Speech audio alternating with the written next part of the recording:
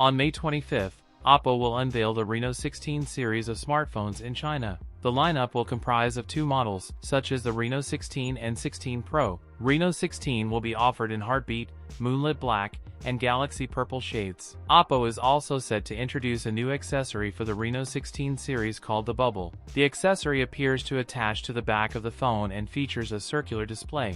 This rear-facing screen is likely to function as a viewfinder, allowing users to frame selfies using the main rear cameras. The standard Reno 16 is expected to feature a compact 6.32-inch OLED display with 1.5K resolution. The Reno 16 series with a triple rear camera system led by a 200-megapixel Samsung HP5 main sensor include a 50-megapixel ultra-wide camera and a 50-megapixel periscope telephoto lens for zoom photography. Reno 16 run on the MediaTek Dimensity 8550 chipset, delivering a considerable performance boost over older generations. Reno 16 packs a 6,700 mAh battery, support 80W wired fast charging. That's it for today's video. If you enjoyed it, don't forget to like, comment, and subscribe for more content. Thanks for watching, and I'll see you in the next one.